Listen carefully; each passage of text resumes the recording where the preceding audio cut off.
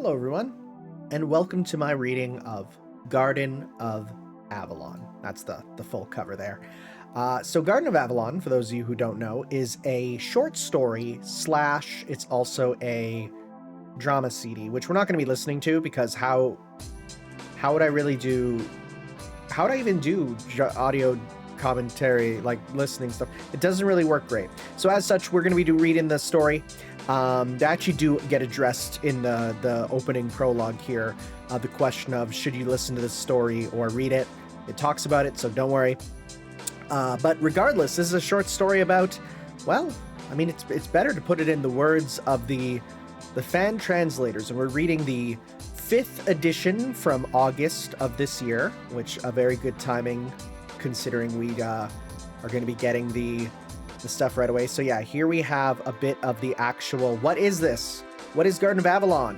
We're not going to read all this because this is buck wild, super long, but basically just some frequently asked questions. So it says, it's a short story authored by Kinoku Nasu that narrates various events from iconic characters: Saber, Artoria Pendragon, and her court mage Merlin's lifetime. Type Moons, Arthurian legend piece comprise various characters from there, simultaneously contributing some of their perspectives and thoughts in particular moments of life to characterize an aspect of Artoria. It's extended from Fate's Stay Night, an origin story of the main heroine, Saber or Artoria. Kinoku Nasu's attempt to show some parts of Saber's past, where he ended up penning something cool or crazy, according to him, mainly in-depth backstory fragments of Fate's Stay Night Saber along with Merlin to depict their tale in a poetic narrative. So yeah, it's kind of cool. We're not going to read about necessarily, sure, it explains why it sounds familiar. What's the premise? We're going to actually read it. Is this novel still relevant here? So if we actually take a look, it says, the lore is relevant to the Type Moon universe. The novel recounts the life of Artoria, in-depth characterization, information about her life. Finally, this novel has inspired Type Moon Fate stories such as the mobile game Fate Grand Order Part 1, Chapter 6 Camelot. Relevant to numerous lore pieces, character information, personality traits from this novel, such as Chapter 7 Babylonia, Merlin's character. Part 2, Chapter 6 Avalon the Fae, due to the presence, that's the one coming up for us, presence of linked characters of Pantheon in some forms may continue in the future. So yeah, it's pretty important. So yeah, how about that drama CD? Isn't it just listening enough? The best option is to try both. We think the drama CD is adequate for all intents and purposes, but appears to somewhat help when there's nothing available. Yuki Sugawara adapted the drama CD script, and Hideyuki Fukasawa composed the soundtrack disc, which I might include in the background of some of this stuff. The drama CD is shorter in many sections, does not dive into the depths of the novel, cuts out a lot of monologues, interactions, exchanges, and lore pieces. It's a great listen for what it tackles, and you can use it to simulate how the characters sound in the novel sound. The drama CDs are all voiced by the prolific voice actors, and their performances are stunning. So yeah, you can listen to it online there, but we are not doing that. I will be reading it myself. So, translator's note, so it's just saying it's not machine translated. It's the 5th version. They're checking for errors. Just a lot of stuff here. Not for sale. Right? Make sure, and they even said, like, hey, we waited for an official version. So with that, also the pictures are added in themselves, they said. So that is just added in for the effect of the reader. So with that said, contents, we have In the Flower Garden, Morning of the Choice, Interludes, Sir Kay, Starlight, we got Sir Gawain, The Setting Sun, Sir Lancelot, The Voyage Out, The Day of Comlin, In the Flower Garden, and then the drama CD exclusive continuation of the Dream Sir Bedivere. So that's my king right there. The once and future king. That coronation that just happened in Britain doesn't matter. The real king is right there. Gao, gao. So with that said, let us begin our reading of Garden of Avalon. So that's my king. That's my king. Garden of Avalon, Chapter 0. In the Flower Garden. So yeah, these are all fan art that's added in later, which I don't have an issue with. It was a gently sloping field with flowers of each and every hue blossoming across all directions. Standing among them, the only thing to obstruct one's view were the groves of trees that could be seen in the distant forest, and even gazing all around, all that can be seen is the green earth, dividing the landscape in equal measure with the blue sky. Here there stood no fences or homestead built by human hands. There hovered no such things as walls, castles, or even any lines in the earth that men called the borders of their countries. Bright sun rays of spring and smells of summer filled the air when the morn's light fell. Winds of autumn, speckled by dazzling wintry stars, swept the sky by the time night's darkness crawled. On the earth dwelt countless flowers and many insects. The woods were home to water and greenery and different beasts, and upon the lake resided the graceful fae, beautiful to look upon. What humans imagined as paradises are merely pale imitation of this realm, a land at the end of the world where they would be eternally forbidden to set foot. A little world renowned in legend of the land as the land of everlasting spring or the Isle of Apples, an unreachable utopia that no wiser beasts could hope to attain. I recognize that CG. That is... Whoops. That is from Stay Night. That is from the scene that made me cry so hard. A world that shares no ties with the decline and destruction on the face of the planet that continues to repeat itself like a loop. A faraway foreign realm that nestled very close to human history, yet bore no relationship with them. Its name is Avalon, the inner sea of the planet, other name for the place where the planet called Earth rests its soul. No, that's not the most correct expression to describe such a thing either, for this realm is, after all, set upon both a higher and lower plane of our world. I would say that it exists in the exact same point and location, but offset by several phases. Someone walked across the garden in the form of a human, clad in a robe of simple design yet fashioned from the finest fabrics. The sun's rays sparkled through his long hair, kindling a rainbow of hues. As he stood there at ease and gazed into the horizon without hesitation, he strolled across the sea of flowers, conversing with them as one would speak to a friend. No doubt or hesitation or embarrassment could be seen as he hummed and continued to walk, without hurting a single petal that filled the ground. Undoubtedly, he was some wayfaring sage who wandered into this foreign place. For one thing, the man himself did not know the way back, and he didn't have any place to journeying from here. If someone told him that this was the afterlife of the dead, he might even say, "I see, so it is," and just be convinced by it. The reason he walked on without any hint of fear or slight sense of crisis, because he himself was a foreign being. It was true that no living man could set foot within this paradise, but he simply donned the form of one, and something else entirely. To him, the outer world in this garden were much the same. They were homes of strangers where he was merely a guest. He belonged in neither of them, and yet he could only find himself in one or the other. From the very beginning, this man's sense of values on the matter was not of humans nor paradise, and he would neither find favor nor be biased enough as a friend with either of them. That would explain the how as to his sudden visit to this untouched land beyond the boundary. As for the why, he crossed the border with the thought, "The woman I scorned is trying to kill me, so I'm going to hide on the other side of the world for a while," and happened to stumble upon the bright idea of coming across this uninhabited land at the literal end of the world. But this is quite a terrible place.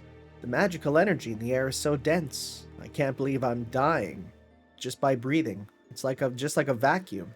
Just a single breath would be enough for any living man of this era to burst from the inside.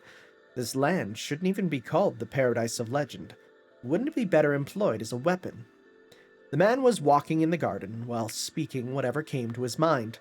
The present era that came out of the man's mouth refers to the outside world from when the man arrived.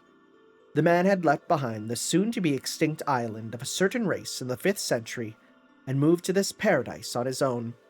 He was the court magus of a king, a non-human, who transferred himself into this realm just prior, rather than standing alongside the king in our final battle for exceedingly personal reasons concerning a certain female. I see. It turned out as I thought. Mordred rose up to power with a revolt, and the lords who had been rebuked by the king approved. They even pressed blame on her for the harsh winters of recent years. So begins the rebellion against our stern king, that living embodiment of the ideal of kingship, huh?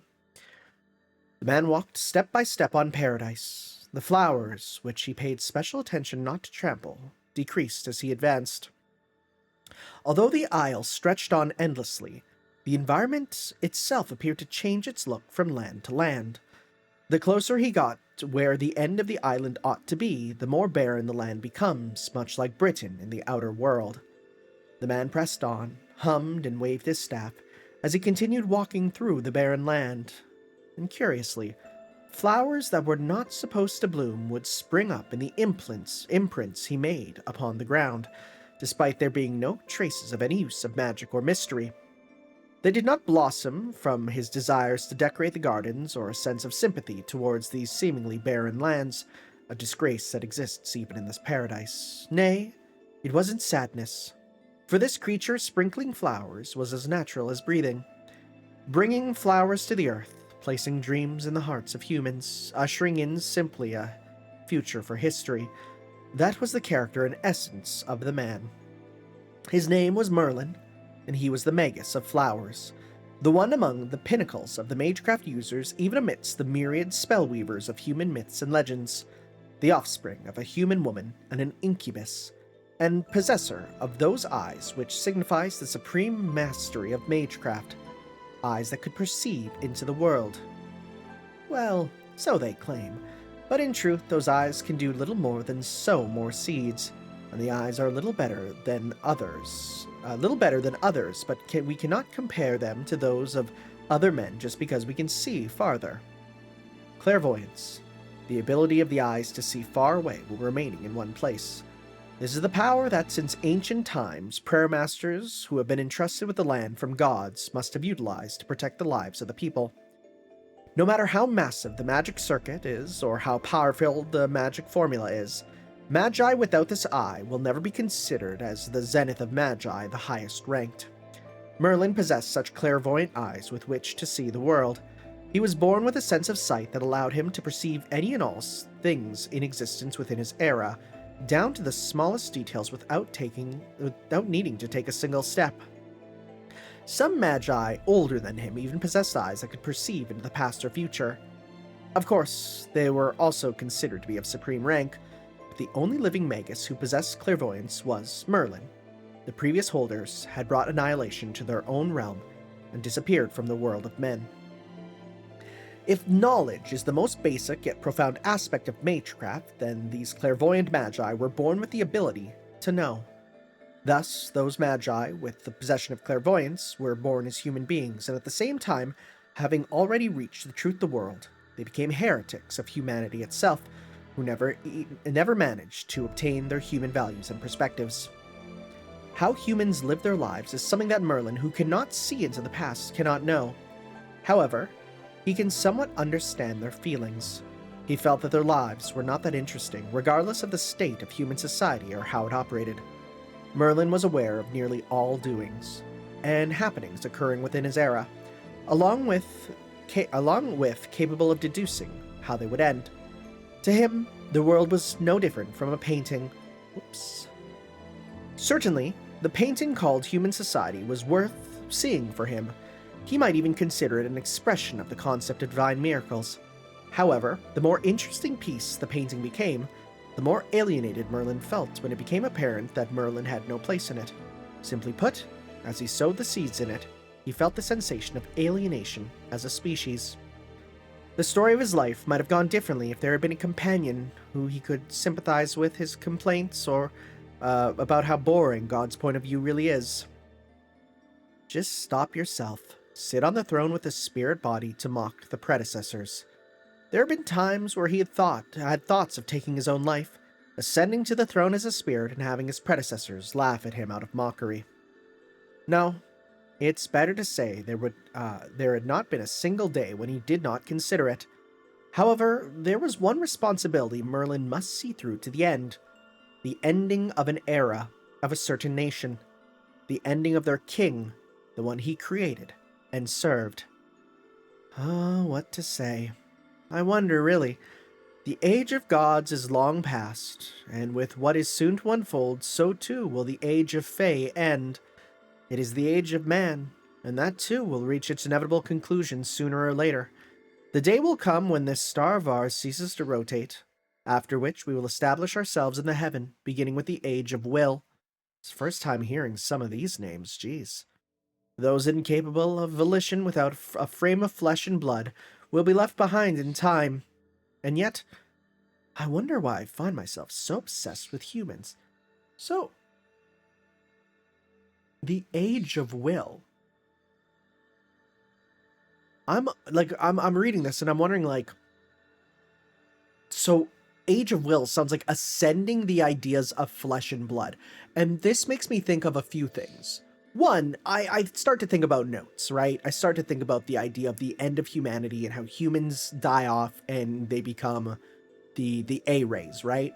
So I think about that. But I also think about the idea that, like, how the Greek gods transcended the flesh and became like warships, right? Did they reach their own age of will? And on that note, are the types, right?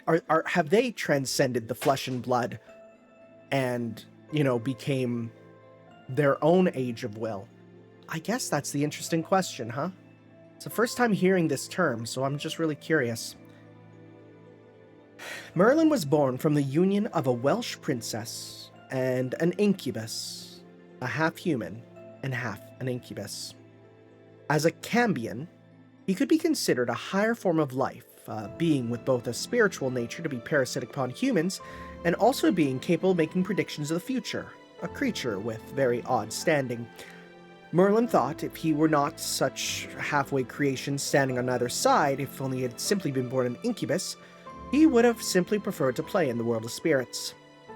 At the same time, he felt fortunate to have the humanity he acquired for having the blessing called individuality, and for being able to work without relying on the dreams of others, using his own dreams as nourishment as well. Despite the circumstances of his birth, Merlin never came to despise humanity. If anything, he grew fond of them to an unnatural degree, rather than allying with the Fae and the Giants, his brethren. Interesting, okay. Merlin found himself helping humans, fostering and advising many a kings, all to create a better era for them to exist. Even while standing amidst the crowds and knights, he always had a smile on his face and found enjoyment in the activities of humans. He aimed to administer as he would nurture a flower, something that would lead him to go down in history as one of the greatest kingmakers to ever live. All of this came about from Merlin's desire to complete the painting, a painting that would make his senses feel beautiful, painting with a happy ending for humanity. There was no love for humans, much less for any room for a single individual. To humans, Merlin would have seemed like a nice young man, but in reality that's not how it appeared. From a general human perspective, the nature of Merlin seemed closer to a sort of locust, an insect. He was entirely too mechanical, too objective, his thoughts advanced by leaps and bounds, irreconcilably beyond the comprehension of the intelligent beings born of the planet. Although Merlin was attracted to the exquisite and the beautiful, there was no reason for him to like them. Beautiful, pretty, exquisite things simply, comfortably, snugly allowed him to fill the hole in his heart. Merlin was a creature who loved the results that people leave behind, humanity's legacy. But also a creature who was utterly incapable of investigating his feelings to feel empathy towards the actual human beings who were taking part in creating it. This is a beautiful painting. However, I am not interested in the contents of the painting, nor in the tragedy and joy of those who created it, and I cannot find a single value in it. Clearly, he could not understand the meaning of the painting, yet could see the beauty of the piece. Merlin himself knew that this peculiar appetite or hobby was an appalling thing, but he had never been able to change it. After all, he was born with the morals of a different kind of creature. Incubi do not evaluate the contents of the dreams they devour, but only the nutritional value of the dream that is necessary for sustaining their existence. It was no different from humans gathering at a table and eating the meals in front of them, with little thought for what great things the animals they just devoured might have once accomplished. I lived my life by eating dreams. If I could choose, I'd much prefer the taste of happy dreams filled with hope and joy. but pragmatically speaking, nightmares have a much higher nutritional value because it's easier to find real stories within them. For happiness to overcome despair, many times more difficult of a hurdle than despairing easily, and the burden of really doing that is quite high for the dreamer. And here we are. Merlin stopped, figuring that he had removed himself far enough away from the vicious claws of the wicked witch. Before him stood a gate assembled from the roughly hewn stone of such massive size as to bring the mind Stonehenge, huge stone gates from Britain. Beyond the gate lay the same wilderness of a barren plain, no different than before. A single sentence was carved into the gate. Only the sinless may pass. I see. I've been tricked already. Merlin shrugged and made no attempts to avoid the gate, simply walking under it and sowing his flowers as he always did. As soon as he did, the gentle barren plains he stood on changed dramatically. Thick walls of stone sprang from earth as though to entrap the guest, stretching skyward without limit and sealing in the magus. Merlin stood in the center of this seemingly infinite tall stone tower, and turned around to find that the gate had disappeared. He was surrounded by stone walls on all sides, caged in a 5-meter square space carved from paradise itself. That was the true nature of this bounded field. It appeared someone who hates Merlin had made a deal so that he would not be allowed to leave this tower for the rest of his life. A curse of this scale can't be established if you don't trade your life for it, isn't it? It's scary. Strange. I have no memory of offending that girl that I would be hated to this degree. Since I don't remember, well, surely it must not have been anything important. Only the sinless may pass. The reason Merlin was still stepped through the gate, understanding it was a trap, was because he could not suffer those words full of pain. It hurt him. After all, Merlin wished a happy ending for humanity, but he did not essentially love humans. So he has consumed many human lives as if they were insects in the name of bringing happiness and prosperity. There were no such concept as right or wrong, likes or dislikes, evil or good. Therefore, no guilt nor sensation of sin. Even let him feel like the only one in the world deserving of the so-called sinless, and believing that the gate's words must be specifically referring to him. In the big picture, it can be argued that Merlin had affections for humanity itself. That is why he had been actively involved in the human world and enjoyed it in his own way like a happy relationship. He merely lent his hand to helping humanity and fashioned them like kings, but he felt neither responsibility nor guilt for what would befall the countries after, at least not until he heard the parting words of a single girl. Yeah, well, I suppose I can't help it. The man sat down on the only rocky outcrop in the cramped, solitary room. Dang. That's him. Chilling in his room. Locked in the tower, huh? It was far too stiff to be considered a great seat, but putting himself on it granted the perfect height by which to gaze through the solitary window in the hill. Only now did he realize the purpose of his visit here. What could be seen through the window was not the Britain of reality. However, to Merlin, any view was the same, as he would be able to perceive all the events of the entire era through it. The magus of flowers went through the drafts and sketches he made in life thus far, and drew from the depth of his robe a hidden familiar, Cathpleague. The last sight is almost here, so before that, let us talk a little of the old days. Das Fu! Just chilling with Fu, huh? Garden of Avalon, Chapter 1. This is the Morning of Choice. I love my king. Morning rays tickled her eyelids as they seeped through the gaps in the door, waking her up. Her surroundings were still dimly lit, filled with the scent of several creatures and the smell of pasture.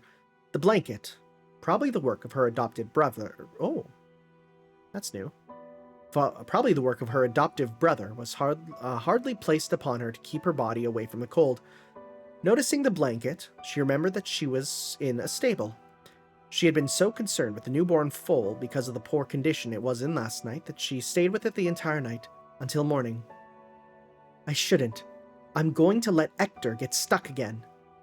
The sweet face of her adopted father, who had adopted her and raised her for these last 15 years, was the first to appear in her mind. She fastened to store the blankets neatly, straightened her clothes, and fed the horses their morning meal one by one. The day started with the first task of day-to-day works. After finishing the morning care of the horses, she headed to the backyard of the house where her foster father, Hector, was waiting for her. It was her and Hector's custom to take a few bites of nourishment early in the morning, practice sword fighting, and keep fighting on an empty stomach before going to breakfast. Hey, waking up in a shed, doing morning breakfast or morning practice, and then going for breakfast. Doesn't that sound a bit familiar? Oh my god, they're made for each other. Hear me, Edo. Yesterday, I finally managed to land a blow on Hector. Well, in truth, I pushed him just a few steps. However, isn't that enough to make a difference in the ruthless battlefield? It's not like your opponent couldn't trip over a tree root like this and drop. If a condition like that is attached to it, I'm sure it is my victory. Well, I guess a little bit. She says it cheerfully while brushing the thick fur coat of her father's beloved horse, Edo. Okay. Oh, she's cute! Oh, she's adorable. Look at her. She's brushing the horse. I thought the horse had shoes, but, I mean, that's her peasant shoes. I mean, I guess the horse does have shoes. That's kind of what they have. Aw. Her foster father, Hector, was the toughest and most stubborn knight she had ever known. He never gained much honor on the battlefield, and he never once sought fame, so people never gossiped about him. But when it came to that girl, he was Hector, the very ideal of knighthood. Although he retired from the front line because of the passage of time besting all men, his sword skills did not deteriorate. Her joy was as clear as the day the moment she had forced her foster father to show even the slightest surprise. But he seems rather troubled as of late. A person like Hector can look so depressed. I worry for him. Her adoptive father, who was also a strict teacher, had become less strict these days. The face of a devil teacher, who had always graded her behavior and took note of them and warned her to pay particular attention to her errors, now often looks at her with an indiscernible, unspeakable expression on his face, a face overflowing with distraught, regret, and sadness. She wanted to solve Hector's problems one way or another, but there was only so much she could do as a trainee knight. Hector, please speak freely if you are having problems. I can help you with everything, except cutting down the amount of food I eat. Does that have something to do with the body? Oh man. She was a big eater even back then, huh? She asked Hector what was wrong, and he responded, Mum, it's probably just your imagination. My body will be fit for another 10 years, but Artoria, my lord, I can't say I'm up for anything with that suggestion. Huh. He replied in his usual matter-of-fact way. As usual, she got the same thin response.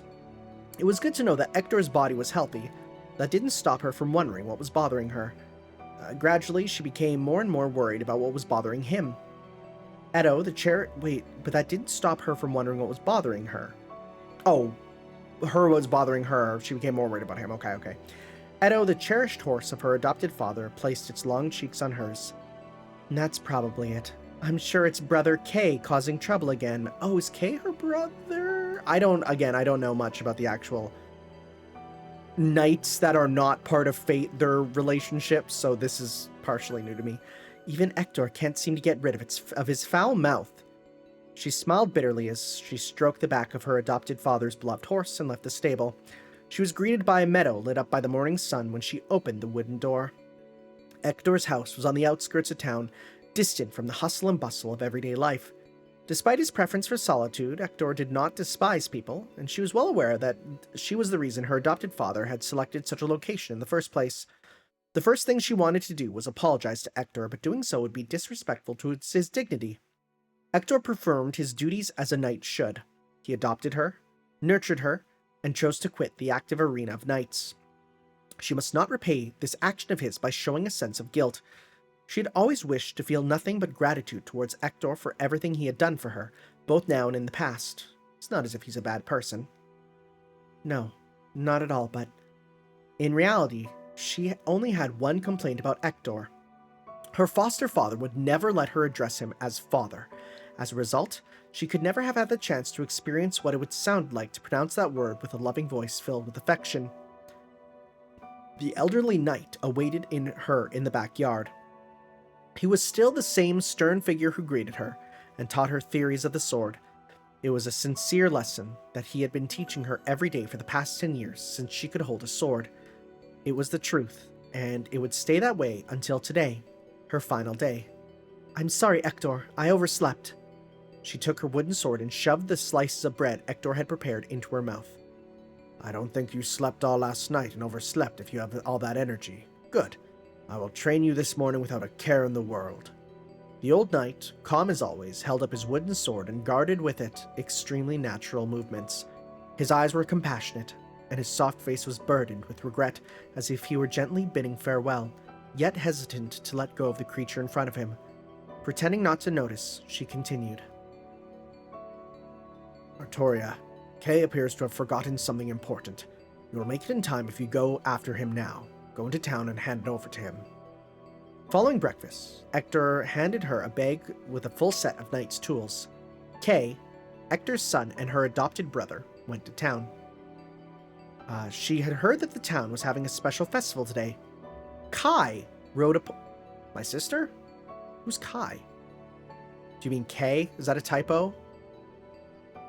It must be. That's a typo. Okay. Kay rode Ector's horse to the festival, but he forgot to bring his most essential weapon as a knight, his lance.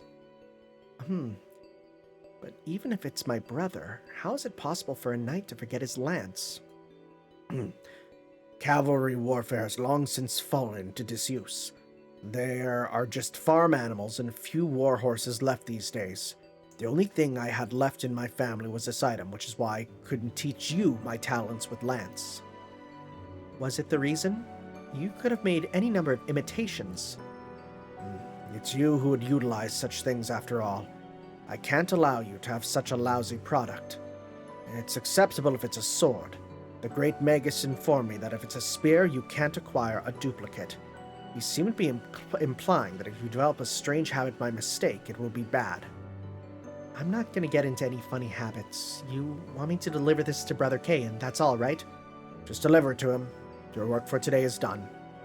Nodding to Ector, she borrowed a horse and put her brother's belongings on its back and headed to town. She got off the hill where Ector's house was located, crossed the meadow, and walked the fields. Ah, beautiful. Beautiful. Though the sky was somewhat cloudy, there was no need to worry about rain. Thinking of her brother's face, she suppressed her impatience and urgency and headed for the town at her usual pace. She couldn't push her horse too hard since she was carrying a hefty weight. I wasn't able to see anyone. It's harvest season, but no one is around. It's quite so lonely. After casting a quick glance over the idyllic, picturesque landscape of familiar farmland, she turned her attention to the woodland in the distance. The forest had a bountiful hunting ground until last year. The hunters would enter the forest to hunt and return with only the meats and fruits necessary. However, it is no longer used as a hunting site. Foreign tribes have penetrated that forest and are progressively encroaching on the lives of the Britons.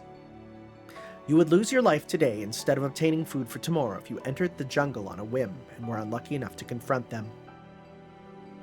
The 5th century on Britain Island. The island of Britain is in disarray. It all started with the collapse of the great empire of the continent. The power of Britain, which had been under the protection of the empire until then, was waning. The upheaval on the mainland had brought new enemies to the shore of the island. The Saxons had crossed the sea in search of food, clothing, shelter, simply put, in search of land to live on. Britain was an island country controlled by plethoras of tribes and their kings. Despite endless conflicts and disagreements among the tribes, the kings of the tribes banded together to protect themselves against an invasion from the north due to a fight with the Pictish people. The knights of the tribes cooperated in preparation for an invasion from the north. However, there was this one king who threw a wrench into this unity. The king shattered the unity of the tribes by taking advantage of the foreigners to achieve his desire, the unification of Britain. Vile King Vortigern was this traitorous king. He was the incarnation of the White Dragon who was born within Britain with the intent of destroying it. Vortigern was the one who invited the Saxons into the mainland and plunged them into chaos. The fortified city of Londinium, the cornerstone of Britain, built up when the empire once ruled the island, was destroyed. In a fight against Vortigern, Uther Pendragon, known as the greatest of kings, was vanquished. After that, he hid his appearance from the crowd forever. Vortigern the usurper gave the land to the Saxons and gave them a shelter, and though he temporarily silenced the foreign invasion of Saxons by giving them shelter, many kings continued to rebel. Thus, Britain entered the Dark Ages. Warfare has long become a part of everyday life. The island was not a rich land to begin with, and crops on this land were scarce. People's lives were worsening day by day, becoming increasingly bleak and hopeless every day, and it became obvious that if nothing was done and things continued in this way, they would soon destroy themselves along with the island in the near future. But the people have not given up hope. Merlin, the renowned Great Magus who had served as King Uther's aide and defender of Britain, assured the people that everything had happened exactly as had been prophesied. King Uther's successor has been chosen. That person will be the future king. The new king, the advent of the Red Dragon, will now gather the Knights of the Round Table, while the White Dragon will be defeated. The king is still alive and well, and proof of that will come soon. Merlin's words spread throughout the island. The people were eagerly awaiting the arrival of the future king. The knights were relieved by those words, but in their heart they were also felt restless, as they pondered whether or not they might be chosen as the king. Vortigern was looking for the king's successor even more fiercely. That was a decade ago. In reality, this year marked the 15th birthday of King Uther's successor. 5 years before his death, King Uther had already foreseen the war with Vortigern and plotted with the Magus in private to create an early successor who could save Britain. After crossing through the farmland, her sight spotted the fence that surrounded the town's perimeter. Although Londinium, located in the heart of the island, was built as an imperial-style fortress, the town is really quite ordinary in comparison. The town's atmosphere was certainly different than before. Everyone was buzzing with anticipation as they made their way to the knights' training grounds on the outskirts of town. In a frantic race, children were sprinting ahead of their peers. The grown-ups, whose eyes twinkled with excessive expectations, were holding their breath of excitement to prevent disappointment in case their expectations were betrayed. It's Merlin! Merlin has arrived! Today, on this day, the heir to the throne will finally be chosen from among the knights. That explains why the community is in such a tizzy, she agreed. Calmly, she realized what Ector meant when he sent her away. Oh, isn't it Artorias? What exactly are you doing here? Are you sure it's okay for you to be lounging around here? A knight is a knight, even if he is a trainee. You might have an equal chance, you know. When a young guy approached her, she nodded in agreement as if to say that's true. Out in the open, she presents herself as a teenage boy. No, since she was born, she had been raised as a man. Her hair is pulled back and she dresses in men's attire. Because of her beauty, she was immensely popular with the town's females, but since she was an orphan raised by an elderly knight, she was never considered a knight partner by the other knights. Even though she had a slender body, she was able to pass herself off as a male until she was 15, but after that, it could no longer be kept secret. She's currently an apprentice knight, but at this pace, she wouldn't even be considered a follower squire. The girl's physique makes it impossible for her to hold a sword or go into battle. I'll be there as quickly as possible. I need to bring something to Brother Kay. What's that, a lance? Why would you even need a weapon? Yesterday, when Lord Merlin came, he said, "The man who draws a sword stuck in this rock is the king of all Britain." Yep, that's what's said. Yeah, he does look a bit different here. He does have a different air to him. He still has a little axolotl hairpiece, though. The Great Magus said so. The sword stabbed in the rock is the holy sword that calls for victory. The proof that the king is more certain than blood. In the eyes of the Great Magus, blood has no meaning. The sword only recognizes those who have authority, those who can defend Britain. I see, so it's like a sort of selection, isn't it? Yeah. Thanks to this, it was so noisy since dawn. The whole kingdom is populated with famous knights yelling, "I am the king," and arriving here to obtain the throne. Vortigern must have been exceedingly terrified. Many knights who wanted to revive Britain and who wanted the throne as their greatest wish were gathering in this town. Kay, her brother, also the son of once famous Ector, is well within his rights to challenge the sword of choice. Great many knights assembled around the sword of selection. The sword was stuck in the rock, and one by one the knights were rejected as they tried to pull it out. People crowded around the selection area, watching in fascination. while the knights with solemn expressions on their faces placed their hands on the sword's hilts, dropped them, and walked away with disappointment. Some knights who refused to give up attempted again and again. Some knights grumbled and yelled that something was wrong with it. Some bragged of their power and claimed to be able to move mountains, let alone that rock. The sword, however, would not fall, no matter who it was. The man who was meant to serve the king, Merlin, was nowhere to be seen. What? The feeling of disappointment did not just affect the knights, but also the general public. Are there no knights in this country who can bear the hallmark of king? Is there no future for Britain? And then again, was Merlin's prophecy even true in the first place? The knights, sensing the unease in the crowd, began to consult. In any case, there are so many knights gathered here. There are many ways to choose a king.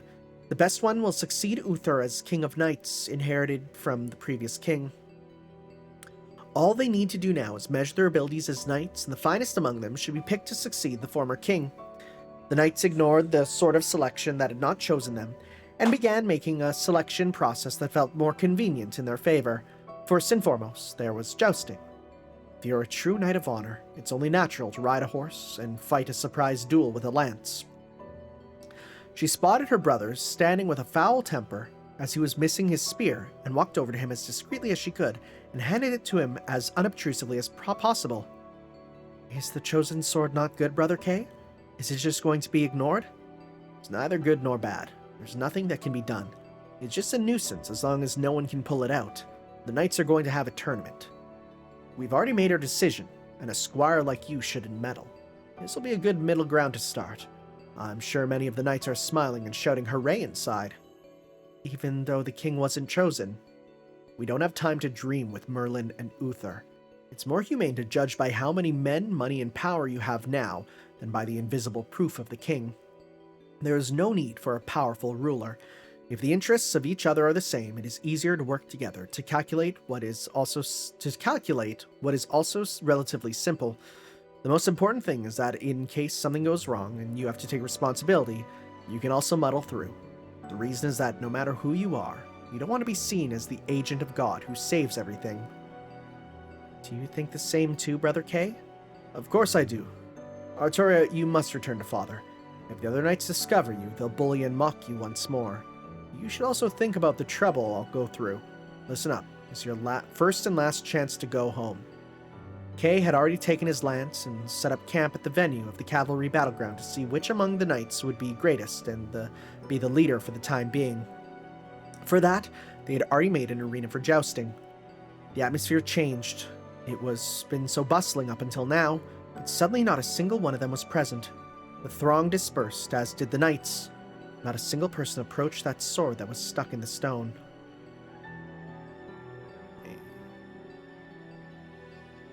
There it is, waiting.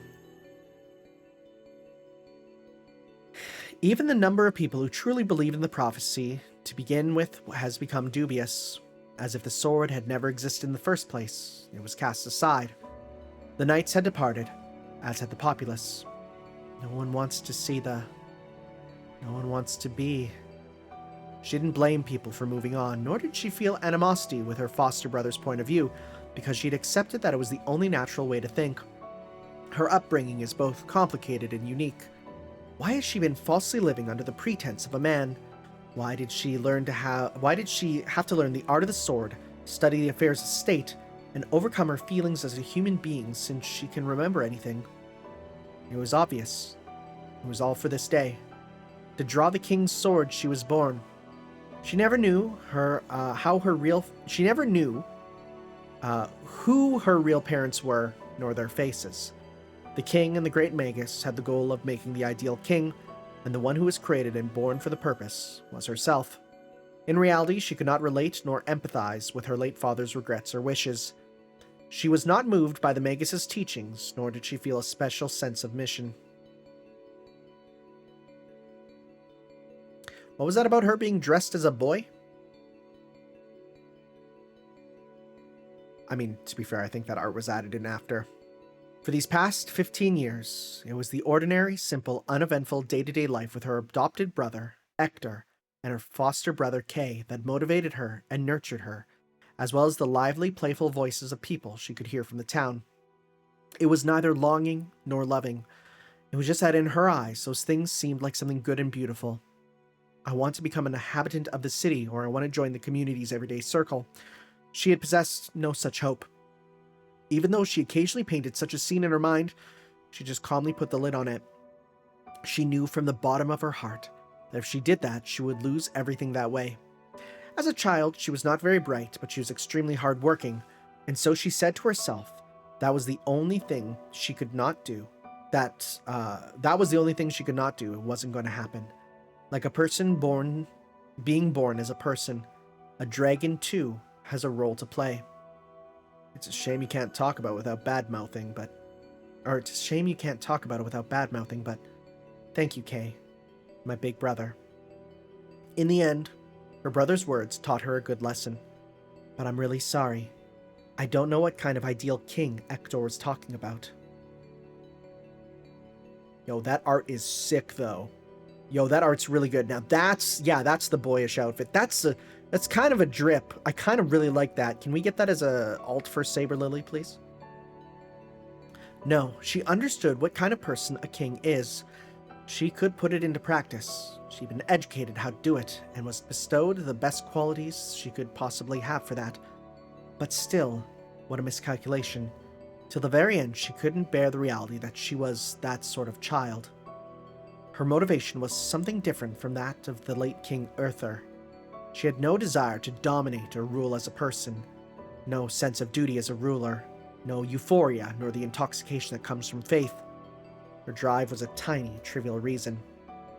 In the past 15 years of life that she was not able to live a life of an ordinary human being, that was the only thing she had ever wanted.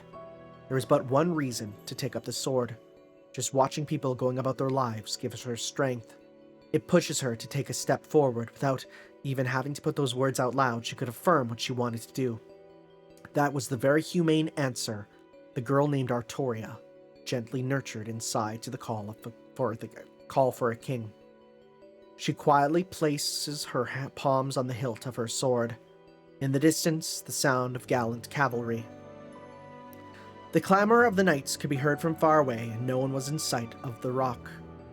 Similar sensation of watching a festival from the outside. It wasn't the first time this had happened. She had always been on the outside of the festival. Therefore, it was not a particularly awful experience from her. The hilt of the sword felt surprisingly comfortable in her hand. The feelings of something boiling within her body that she had always been trying to hold back, yet always felt difficult to deal with, as if it would burst from the inside, was being sucked into the sword, and her body felt lighter and lighter. The sword would fall out if she just pulled her hand away. It's better to think carefully before picking up that thing. When she turned around, she discovered a strange, magician-like person she had never seen before, standing before her. No, they've met many, many times before. It's just that it's the first time they met face to face in real life. The great Magus spoke to her, as he had done so far. I'm not going to say anything bad, but you better stop. Once you pick that sword up, you will no longer be able to live the life of a human being until the end. That's not all, though. You'll be resented by all people if you accept it, and you will die a miserable death. Oh my god, that expression. That is a contemplative look. Oh my god, she's seeing the hill. She's literally seeing... Is she being told about Camlin? Oh jeez. Well. Without a doubt, fear distorted her face. The Magus's words were replayed in her mind, but as a vision. Oh yeah, she's seeing it. A vision.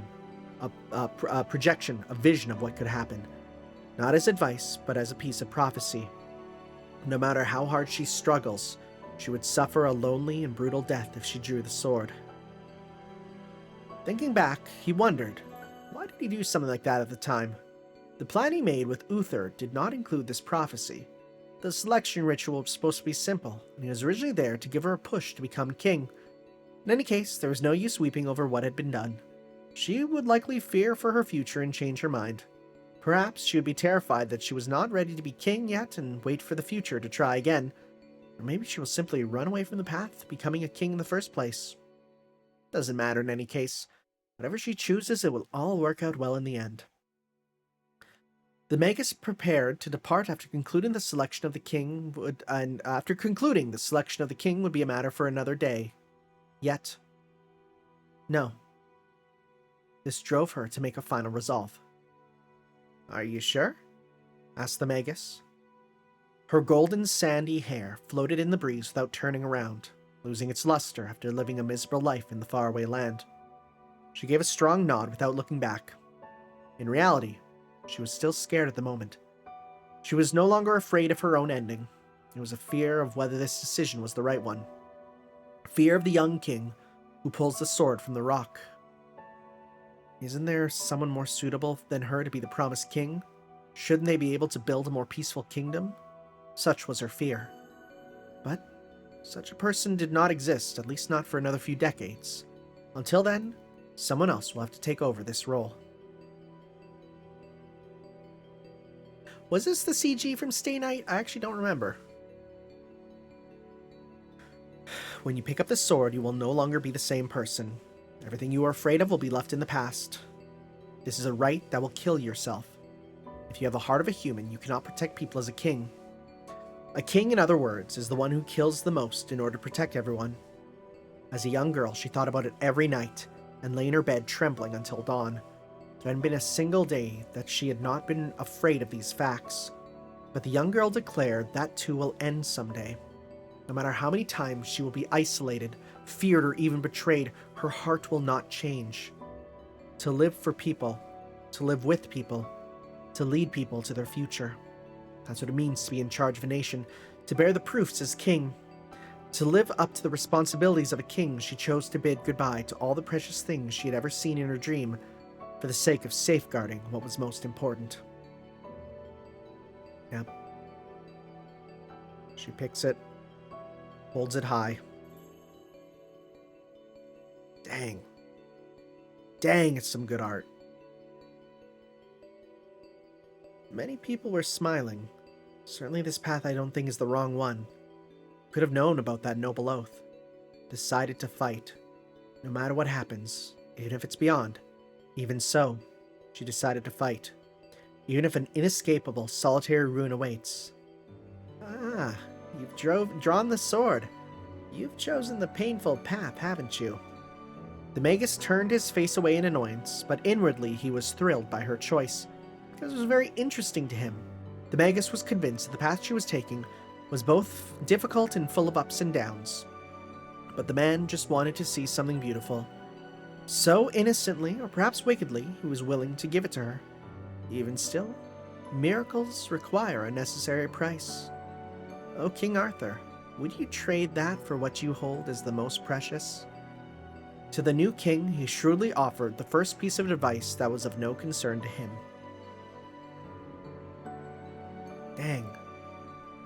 Dang, the young peasant boy Fit is kind of sick. Chapter 1 Interlude. Again, it's so funny. They're like this is, you know, our turn. And it's honestly, the whole thing about like, how can you look at, you know, Saber and be like, that's a boy? Like, you really can't normally. But in this case, yeah, no, you can. I can see it 100%. It's actually quite well done that they actually make it quite, you know, androgynous. And actually, the other place you can really see it, which is such a funny thing that I always think about, is there's that one figure of Saber that was released with a hyper-realistic face. And if you look at it, yeah, nope, she could pass. She could pass.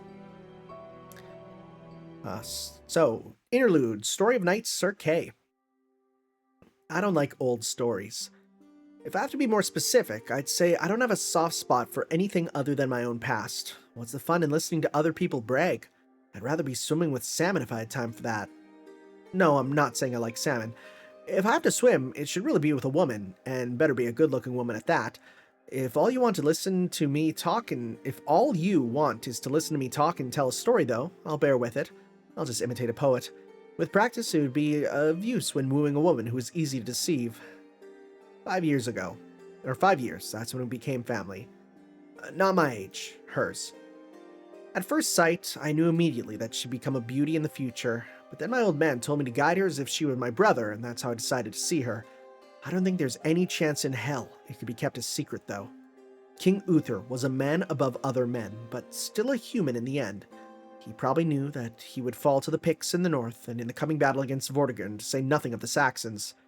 So he came up with the idea of making the next king not one who was merely above other men, but something that was no man, a hybrid between human and dragon, the incarnation of the king born in the mold of a human body.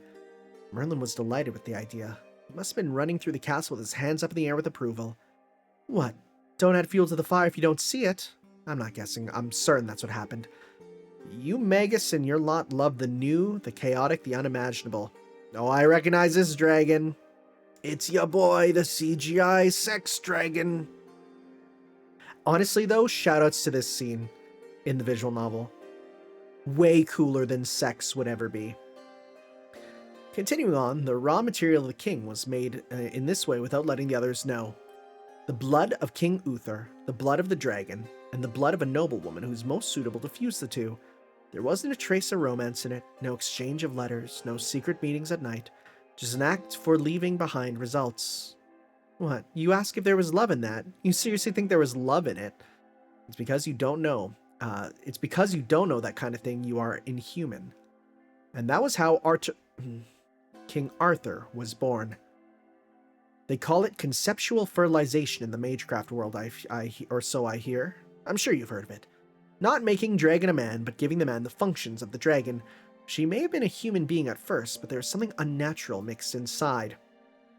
The king is not the incarnation of the dragon. His heart is a single dragon. His magical power is a level far beyond ours. I ask you to not seek the same values as ours from one possessing magic like the gods. That's what Agravain would regularly say to the knights, but I concur. Not as much as he may have meant, of course. No one under those conditions would grow up into being a normal human being. You wouldn't expect it normally. Yet that's what wasn't normal about. That's what wasn't normal about her. Everything else about her was normal when she was a runt, except that one thing was weird. It might be hard to believe now, but she had been no different from other girls in town. She had been disciplined to be polite by the old man and etiquette drilled into her bones, but once in town she blended in, became just like her surroundings. She was a town girl. An ordinary town girl. Oh. That's really cute art. That's really cute art. That's really, really, really good art. With the long hair, you can definitely see Castoria, like where that came from, 100%. But her being a sore loser was a trait she was born with. Yep, that tracks. Her standard for winning and losing was not something she was not that she was disappointed to lose to someone else, but that she was pathetic, sore at being so useless. Whenever she falls down, she would immediately stand up, lifting her face up. She wasted no time consoling herself. There should be a limit to the spirit of moving forward, and yet she's easily hurt. She must have been too honest to brush things off. The knights outside the castle talk as if she has a heart of iron, but she was reed, not iron. She was shocked and battered, but not once has her heart broken. A girl like that was raised for 10 years under the strict watch of my old man, so of course she would become an ideal king. It was nothing but trouble for me, however. I wasn't there to see her pulling the sword. A part of me thought, just let her do whatever she pleases. After all, why should I have to warn a cheater who had everything since she was born? I had no reason to stop her. She can do whatever she wants for all I care. You should know more than me about what happened next, and you wouldn't have me talking of the days when we were training in the adventuring countries after she took out the sword. I might find myself swinging a blade at you from years of pent-up grudges if I remember all the trouble you and her dragged me into and made a fool out of me. When she finished her training and mastered Caliburn, she finally announced herself as the rightful king. She had humble beginnings. First, she started with saving a tribe and establishing a base of operations. The old man did teach her that laying groundwork is critical. If we were to defeat Vortigern, it was ideal to raise an army to match his, while being as low profile as possible to remain unnoticed. To date, there have been 11 pitched battles against the Saxons, but the Round Table, at the very first one of them, consisted of only you and me, I believe. From there, everything took off. She reorganized the Lost Cataract, and literally raced across the battlefield freely. crushing Saxon infantry and breaking through several city walls.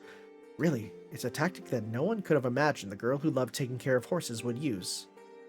What? You're saying that people were dying too? Well, it's fine if soldiers die.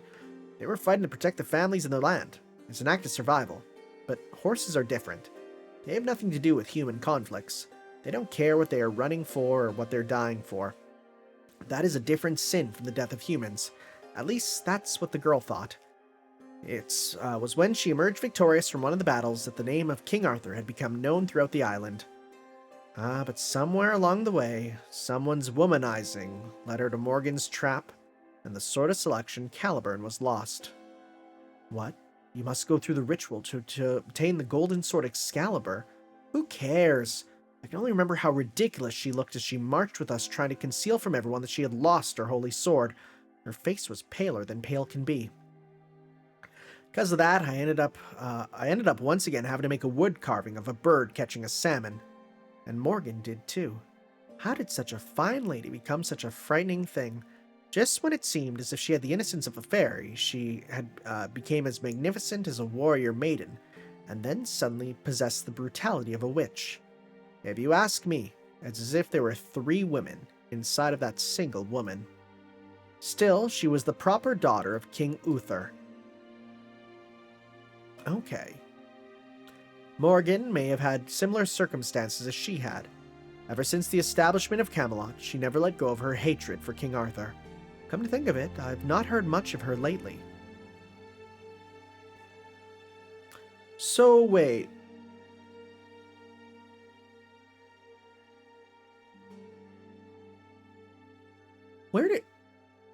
Where did Morgan come from then? Maybe we'll learn. I feel like we're going to have to get into a bit of Morgan here. But yes, let me get back to where I was. Vortigern finally lifted his heavy hand and started to fight a decisive battle against King Arthur. That was when she took back the citadel that was Vortigern's base. Though in this battle, the only one other than King Arthur who was any of use was Sir Gawain, who had a holy sword just like her. And so King Arthur defeated Vortigern the Usurper and reclaimed the citadel. I think that would be this chalk castle, Camelot of the Round Table. Camelot Castle was completed and the reign of King Arthur began at last. Since then, 10 years have gone by. There had never been a moment to breathe for both you and me. You fooled around. This has got to be talking to Lancelot. You fooled around with women while calling yourself the aide of the king, and I'd chase after women's rump and leisure while performing my duties as one of the Round Table. And King Arthur, she would bring and bind together a group of bickering lords while accomplishing great results against the war against the Saxons. So, like Uther, the previous king, had wished for, the ideal king was born. Meanwhile, my worries had amounted to nothing. I thought there would be at least one of us who would voice his thoughts, but at this point there was not a single knight who would press further into what a lie that was. The joke of a knight of innocence who serves from the chalk castle is not even a funny story nowadays. After all, no one truly approved of King Arthur. And who could blame them? Because, the power of the holy sword had made her stop aging. She looked as though she did when she was 15, the age she pulled out the sword. Although many knights feared it as creepy, most of them hailed the immortality of their liege as a mystery. Deep down inside, they mocked the notion of a young boy being a king for much longer and readied themselves for power struggles that would come when the king falls. King Arthur was not a king accepted by everyone and all. She was a temporary king, who was only recognized when her reign was going well. As long as she could function as a king, some incompatibility could be ignored. Even if there were ones who discovered what the king truly was, they stayed quiet, while she still proved to be a capable king. They praised her as an ideal king, but as soon as they realized her ideals that they so praised would not save absolutely everyone, they pushed all the blame on her. And look where it brought us. I imagine Mordred will raise troops against us when King Arthur returns from Rome. I've had enough of this foolish infighting. Oh, no, never mind. This isn't talking to Lancelot. I think I'll think of some excuse. I'll think of some reason to excuse myself from it all. Perhaps join up with that fellow womanizer, Lancelot. No, that is one thing I will never do. It's fine. I'll set off sail for some other land and spend my days relaxing there with all the fortune I've amassed. So who's he talking with, huh? Interesting. I have no need to fight anymore. And you'll be fleeing to some... Oh, he's talking to specifically to Merlin. I see. Okay. And you'll be fleeing to some fair land, won't you? Best to end this idle talk, lest you have your head chopped off for being an opportunist. What, you want to hear what I think of King Arthur? Yes, well, there is one thing I want to ask you. Since she had been aware, and she had spent most of her day learning to be king, and the sole free time she had, the time she should be sleeping, she spent taking care of the needs of the horses and patrolling the village. In her life, she had no room for herself, never personally experienced what it was she was trying to protect. Is there anything more heartbreaking than that? I am a man who will cut off the head of a giant if asked, but even I frowned, not being able to look at this. When we were still living with my father, I couldn't help but having to speak my mind because I was so disgusted. Hey you, when are you sleeping? Don't worry, big brother. I am asleep from dawn until the sun rises. She actually smiled when she said that. Dawn until the rise of sun. That's not even 3 hours. I was dismayed, but it served as a good opportunity for me to learn that a mundane person like I will never get anything good coming from being involved with this overly serious fool. But then some days later, I met you and learned a truth I did not want to know. That a magus, one who was an incubus, was teaching her how to become a king even in her dreams.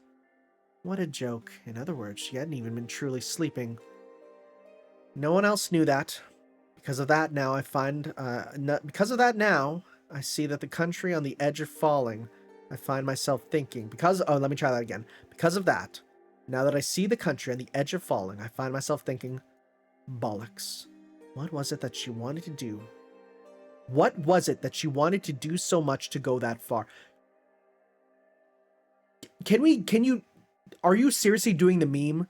Has anyone ever been so much to go that far? Really? What was it that she wanted to do so much to go that far? I mean, it actually does make sense, but come on. All right. We will continue reading some more Garden of Avalon there next time as we head into Chapter 2, Starlight. How many pages is this? Oh, we are like a quarter of the way through. It's actually 200 pages, so it might be actually a little bit of time. But that's okay, because I'm enjoying reading this. Thank you all for watching, everyone. We'll see you next time for some more Garden of Avalon. Ciao.